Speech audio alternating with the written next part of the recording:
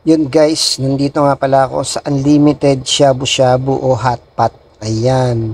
So, for only 490 plus ay meron ka ng unlimited shabu-shabu na talagang mabubusog ka. Ayan. So, dito guys ay kumain ako sa unlimited shabu-shabu. Kompletong-kompleto yan guys. Ayan, mula sa mga iba't ibang pa pwede mong kainin na side dish. Ayan, no, spaghetti, beef, ayan. So, yung mga iba't ibang mga side dish na pwede mo siyang kainin, guys, hanggang mabusog ka, hanggang magsawa ka. Ayan. Kompletong-kompleto yan, guys, mula sa mga ititimpla mo sa shabu-shabu. Ayan.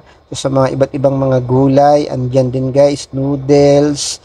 Ayan, na pwede mong isahog sa shabu-shabu na kakainin mo. Syempre, yung flavor na gusto mo. Ayan, may mga chicharon pa. Kompleto yan, guys, hanggang sa mga drinks. Ayan, coffee, iba't ibang klase na shake, ayan, no. So, talagang napakasarap dito at talagang magsasawa ka talaga at mabubusog ka talaga, lalo na yung kanilang mga shake na may mga chocolate pa, guys. Meron pang halo-halo. Ayan, hanggang sa mga dessert, kompletong-kompleto yan, guys. Ang isa sa nagustuhan ko din dito kasi, guys, no, yung sinaserve nila, guys, yung kanilang mga beef, chicken, pork, yon na ilalagay mo sa shabu-shabu. Ayan guys, no, sineserve nila yan guys. So, o-orderin mo yan by QR code. So, automatically dadating na yan sa'yo. Unlike sa ibang mga shabu-shabu kasi guys, no, yung buffet, ikaw yung kukuha niyan. Pero dito, by order yan. Kaya, talagang hindi ka mapapagod kakatayo, di ba? So, QR code mo lang yan at talagang dadating na yung order mo. Diba? So, sulit na sulit yung pagkain natin sa shabu-shabu unlimited. So, once a month lang naman guys tayo kumakain sa ganito. Treat din natin sa ating sarili. At regalo natin sa pagtatrabaho natin bilang OFW. Yun, by the way nga pala sa mga nag-a-apply dito sa Taiwan, papuntang Taiwan, ayan. So, bukod pala sa napakaganda ng salary dito sa Taiwan, kasi di ba sa 2025 ay tataas na ng 28,000 new Taiwan dollar yung salary natin. Basic salary, wala pa yung overtime dyan. So, isa sa maganda rin dito sa Taiwan guys, yung every year na binabawas sa atin na tax.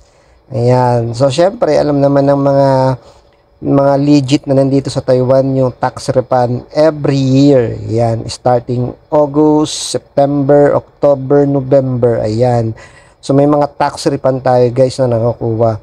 So, depende yan sa mga company kung maaga ibibigay or late ibibigay. Meron kasi mga November yung ibang tax. Tulad sa amin, October, November yung tax refund namin.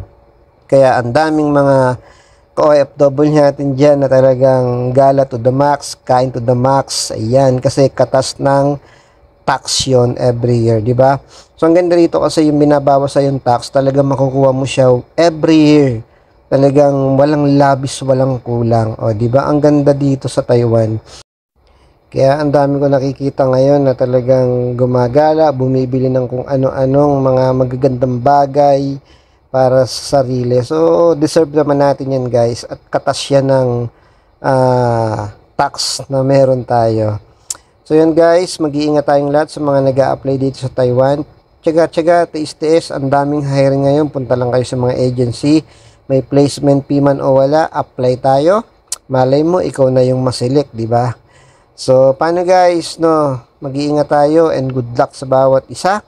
At enjoy ko muna yung pagkain ko dito sa Unlimited Shabu-Shabu. O, di ba? So, pag andito ka na, subukan mo na rin yung ganito guys. Murang-mura lang at pasok sa budget natin. Lalo na pag may tax tayo, di ba? So, God bless you all. Thank you for watching, guys. And don't forget to like and follow. Huwag natin kalimutan, guys, na suportahan yung mga ganitong small content creator.